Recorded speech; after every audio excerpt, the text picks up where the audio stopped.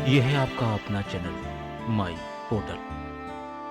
साथियों, आज हम बात करते हैं यूडाइस प्लस के उस इम्पोर्टेंट और नए ऑप्शन की, जिसके माध्यम से आप अपने स्कूल के अतिरिक्त बच्चों को हटा सकते हैं और जो बच्चे रह गए हैं उनको जोड़ सकते हैं। यूडाइस प्लस पर एक नया ऑप्शन ऐड हुआ है, रिक्वेस्ट मैनेजमेंट। बात करते हैं इसी ऑप्शन की। बहुत ही आसान प्रोसेस है, आइए जानते हैं इस मॉड्यूल को। इसके लिए आपको सबसे पहले जाना होगा यूडाइस प्लस gov.in वेबसाइट पर, जिस पर आप यूडाइस का सारा काम करते हैं। राइट साइड में आपको मिलेगा लॉगिन फॉर ऑल मॉड्यूल। इस पर चलते हैं। यहाँ पर जाने के बाद आपको जाना है स्टूडेंट मॉड्यूल में, क्योंकि सारा काम हम स्टूडेंट का करेंगे। अपना स्टेट सेलेक्ट कर लेंगे और इसके बाद हम गो बटन दबाकर लॉगिन आईडी पासवर्ड पर पहुंच जाएंगे। यहाँ पर पहुंचने के बाद आपको अपने स्कूल का यूज़र आईडी और पासवर्ड का उपयोग करना है, कैप्चा कोड डालना है और अंदर पहुँच जाना है। जैसे ही आप स्कूल में एंटर करेंगे आपको अपने स्कूल का डैशबोर्ड दिखाई देगा। यहाँ पर कितने बच्चे किस सेक्शंस में हैं आपको ये भी दिखाई देंगे। कितने बच्चों का आपने कंप्लीट कर लिया और कितने बच्चे अभी इनकम्प्लीट रह गए हैं, आपको ये नंबर्स भी यहाँ पर दिखाई देगा। चलिए बात कर लेते हैं नए ऑप्शन की। यहाँ पर लेफ्ट साइड में आप देखेंगे एक नया ऑप्शन ऐड हुआ है, रिक्वेस्ट मैनेजमेंट का। एक बार देख लेते हैं। क्लिक करते हैं।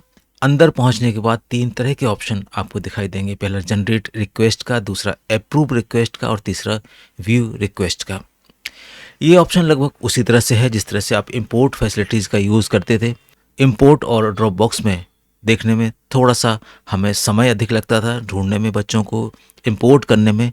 और दूसरा ये कि जब भी आप इंपोर्ट करते थे तो सामने वाले स्कूल के साथ में कोई भी कम्युनिकेशन आपके साथ नहीं होता था। अब ये वाला ऑप्शन है, इसमें आपके विद्यालय और जिस विद्यालय से बच्चे को आना है वहाँ पर दोनों के बीच में कम्युनिकेशन हो रहा है। इसके साथ साथ यहाँ से आप वो बच्चे भी ले सकते हैं जो बच्चे ड्रॉप बॉक्स में आपको नहीं दिख रहे हैं। तो चलिए देखते हैं सबसे पहले जनरेट रिक्वेस्ट को।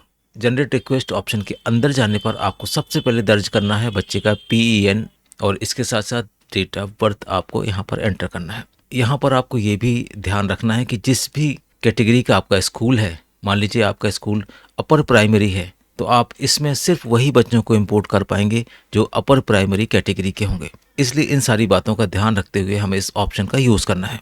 चलिए एक नंबर को हम डालते हैं और फिर देखते हैं कि क्या उसका प्रोसेस होता है। गेट डिटेल करेंगे और जैसे आप गेट डिटेल करेंगे तो आपके सामने बच्चे की पूरी इंफॉर्मेशंस आ जाएगी। और इसके बाद आपको रिक्वेस्ट जनरेट करना है, तो इसके पहले रिमार्क आपको डालना पड़ेगा और रिमार्क में लिखा हुआ है please release the student from the school record.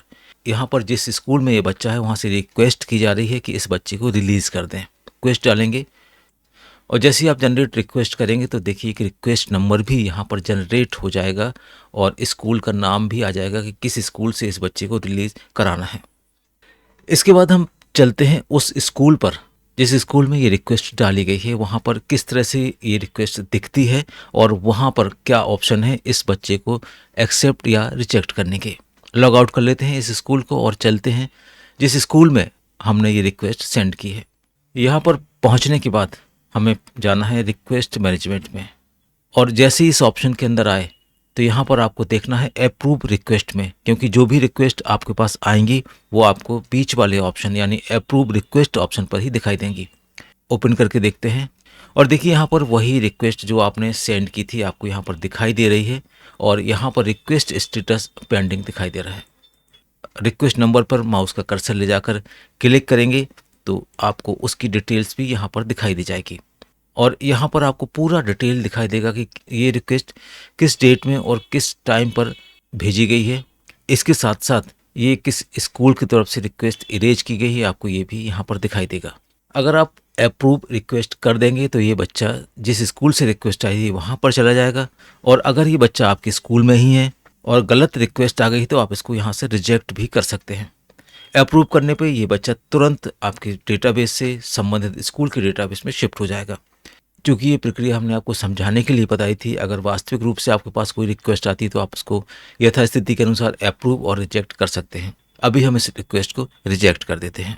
अब पुनः हम उसी स्कूल पर चलते हैं जिस स्कूल से ये रिक्वेस्ट डाली गई थी और उनको क्या रिमार्क आता है कि उन्होंने इसको एक्सेप्ट किया है या रिजेक्ट कर दिया है।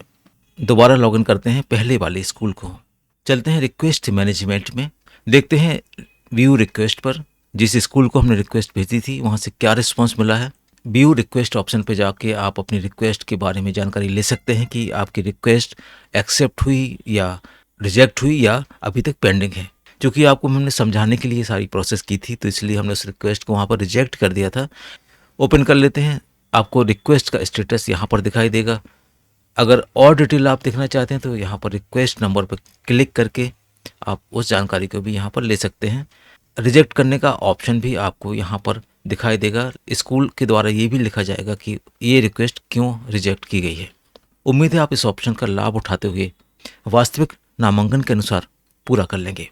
मिलते हैं एक नई वीडियो में एक नए टॉपिक के साथ। तब तक के लिए थैंक्स फॉर वॉचिंग।